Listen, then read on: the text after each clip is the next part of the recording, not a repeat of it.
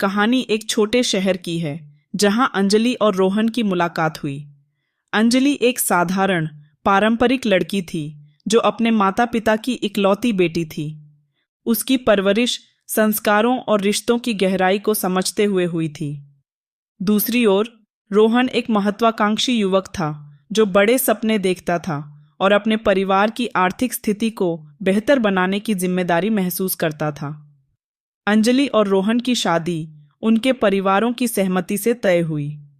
रोहन की मां अंजलि को देखते ही पसंद कर गईं क्योंकि वह सुंदर, संस्कारी और हर तरीके से आदर्श बहू लग रही थी।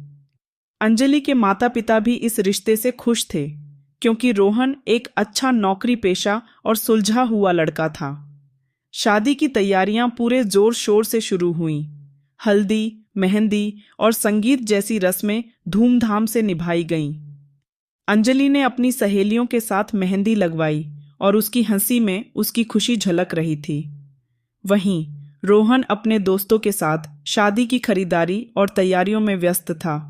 शादी के दिन अंजलि ने लाल रंग का खूबसूरत लहंगा पहना था।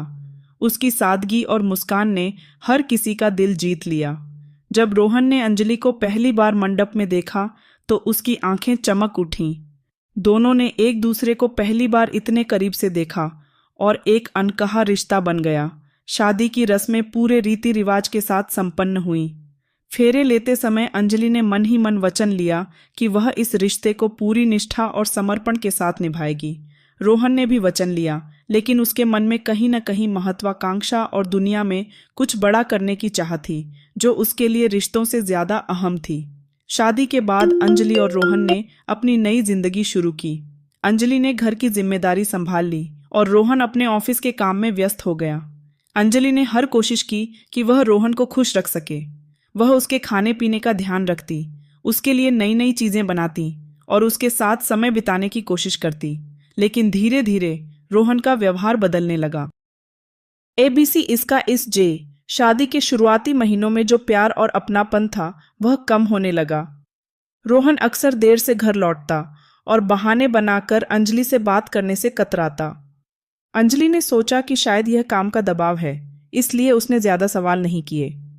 अंजलि अपने रिश्ते को लेकर पूरी तरह से समर्पित थी, लेकिन उसे महसूस होने लगा कि रोहन उतना खुश नहीं है जितना वह शादी के समय दिखता था। क्या यह शादी सिर्फ एक समझौता थी?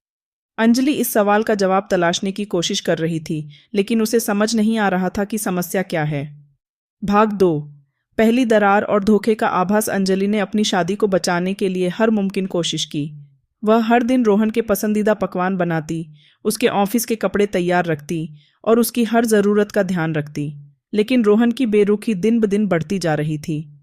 एक दिन अंजलि ने देखा कि रोहन देर रात तक अपने फोन में व्यस्त रहता है। जब उसने पूछा तो रोहन ने कहा, बस ऑफिस का काम है, बहुत प्रोजेक्ट्स चल रहे हैं। लेकिन अंजलि को यह जवाब संतोषजनक नहीं लगा। उसने पहली बार महसूस किया कि रोहन उससे कुछ छुपा रहा है। इसके कुछ दिन बाद अंजलि को एक और बात अजीब लगी। रोहन ने अपने ऑफिस के किसी सहकर्मी रिया का नाम अचानक बातचीत में कई बार लिया। उसने बताया कि रिया एक नई कर्मचारी है जो बहुत मेहनती और होशियार है। हालांकि रोहन ने यह सब साधारण तरीके से बताया, लेकिन अंजलि के दिल में एक शक पैदा हो गया। अंजलि ने इस बारे में अपनी सास से बात की, लेकिन उनकी प्रतिक्रिया भी ठंडी थी। तू बेकार की बातें मत सोच, रोहन तुझसे प्यार करता है, वो बस अपने करियर पर ध्यान दे रहा है, सास ने कहा। अंजलि ने अपनी शंका को दबाने की कोशिश की, लेकिन वह इस बात को पूरी तरह से नजरअंदाज नहीं कर पा रही थी। एक दिन रोहन के ऑफिस से लौटने के बाद अंजलि ने देखा कि उसकी शर्ट पर एक परफ्यूम की खुशबू थी जो उसकी अपनी नहीं थी। जब उसने रोहन से पूछा तो उसने हंसकर बात टाल दी। अरे यार, ऑफिस में किसी ने लगाया होगा, तुम बेकार सोचती हो, उसने कहा। शक बढ़ने लगा, लेकिन अंजलि के पास इसे साबित करने के लिए कोई ठोस सबूत नहीं था। ABC इसका इस जे की के। उसने अपने मन को समझाने की कोशिश की कि यह सब सिर्फ उसका वहम हो सकता है। लेकिन अगले ही दिन उसे रोहन के लैपटॉप पर एक ईमेल देखने को मिला जो रिया के नाम से था। ईमेल में कुछ खास नहीं था, बस ऑफिस की बातें थीं, लेकिन भाषा कुछ ज्यादा ही व्यक्तिगत लग रही थी। अंजलि के दिल में हलचल मच गई।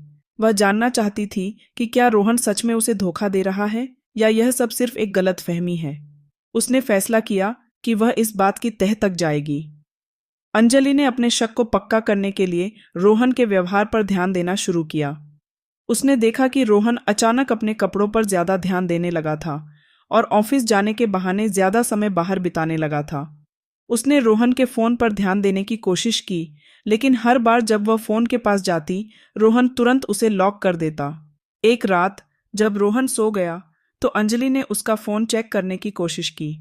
फोन लॉक था, लेकिन अंजलि ने देखा कि रोहन की कॉल हिस्ट्री में रिया का नाम सबसे ऊपर था।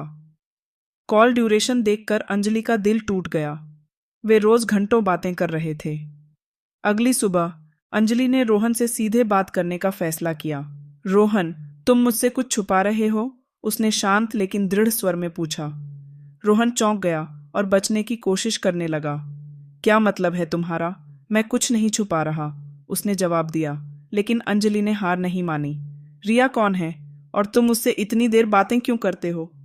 रोहन ने गुस्से में कहा। तुम्हारा शक करना बंद करो।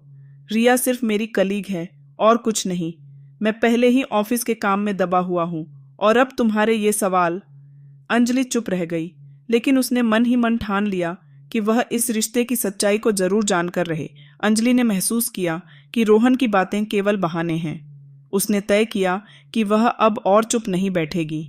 अपने रिश्ते को बचाने और सच्चाई को जानने के लिए उसने कदम उठाने शुरू किए। अगले दिन ABC इसका इस जे रोहन ने कहा कि उसे देर तक ऑफिस में रुकना होगा। अंजलि ने मौका देखकर उसकी गाड़ी का पीछा करने का फैसला किया। वह एक ऑटो लेकर रोहन के पीछे पीछे चल पड़ी। रोहन ने ऑफिस जाने के बजाय एक कैफे में गाड़ी रोकी। अंजलि ने देखा कि वह रिया के साथ बैठा था। दोनों के हाव भाव और उनकी बातचीत से साफ लग रहा था कि उनका रिश्ता महज एक ऑफिस कनेक्शन से कहीं ज्यादा है। अंजलि का दिल टूट गया, लेकिन उसने अपने आंसू रोककर खुद को संभाला। वह घर लौट आई और पूरी रात सोचती रही। उसे समझ नहीं आ रहा था कि वह इस सच्चाई का सामना कैसे करे, लेकिन वह जानती थी कि सच्चाई छुपाने से कुछ नहीं बदलेगा। अगले दिन उसने रोहन के साथ बातचीत करने का फैसला किया। जब रोहन घर लौटा तो अंजलि ने सीधे सवाल किया, रोहन, सच बताओ, तुम्हारा और रिया का क्या रिश्ता है? रोहन ने पहले तो इनकार किया। तुम्हारा दिमाग खराब हो गया है, मैं रिया के साथ कुछ गलत नहीं कर रहा, उसने कहा। लेकिन अंजलि ने इस बार हार मानने का इरादा नहीं किया। मैंने तुम्हें कल देखा था रोहन, मुझे सब पता है, अब झूठ मत बोलो। रोहन ने कुछ देर चुप रहकर उसकी ओर देखा, फिर गहरी सांस लेते हुए कहा, ठीक है अंजलि, अगर तुम सब जानती हो तो सच सुन लो।